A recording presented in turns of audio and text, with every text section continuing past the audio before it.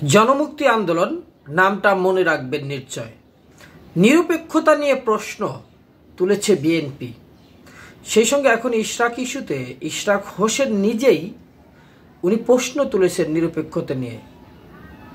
উপদেষ্টা মাহফুজ আলম এবং আসিফ মাহমুদ সজীব ভুঁইয়া ওনারা দুজনেই ছাত্রদের প্রতিনিধি সরকারে আছে, আবার ছাত্রদের প্রতিনিধি ওরা দলও গঠন করেছে, তো এনসিপি দল, তো তাদের নিয়ে আলোচনা আসতেই পারে। যাই হোক, বিএনপি নেতা ইশরাক হোসেন পদত্যাগ দাবি করেছেন। এই দুজনের পদত্যাগের দাবি এমনভাবে তুলেছেন যে পদত্যাগ না করা পর্যন্ত নেতা কর্মীদের, বিশেষ করে ঢাকাবাসীদের ঘরে না ফেরার নির্দেশ অলরেডি দিয়ে দিয়েছেন।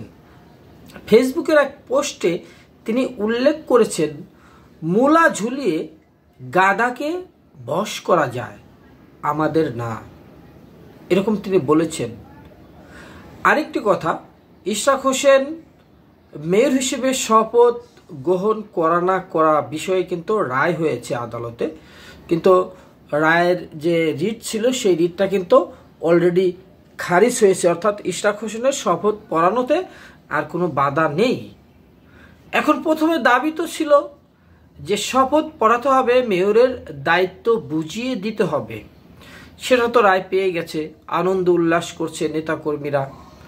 আনন্দ উল্লাসের ভিতরেই তাদের নেতা ইশরাক হোসেন এই বার্তাটি দিয়েছে।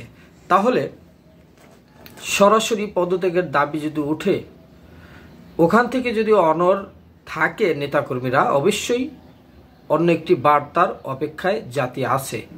তাতে বোঝা যাচ্ছে আসিফ মাহমুদ সজীব ভুঁইয়া বা উপদেষ্টা মাহফুজের পদত্যাগ করিয়েই ছাড়বে বিএনপি।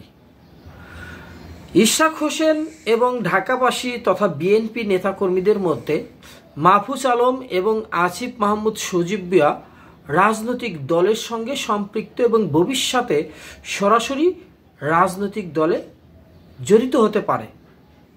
তিনি পরামর্শ দিচ্ছেন এবং তাদের অর্থাৎ ওই যে এনসিপি দলদের তারা নাকি পরামর্শ দিচ্ছে এবং পরবর্তীতে এনসিপিতে তারা যোগও দিতে পারে। ইশরাক হোসেন বলেন যে তাদের উচিত পদত্যাগ করে রাজনৈতিক দলের সদস্য হিসেবে কাজ করা, যাতে সরকারের নিরপেক্ষতা বজায় থাকে।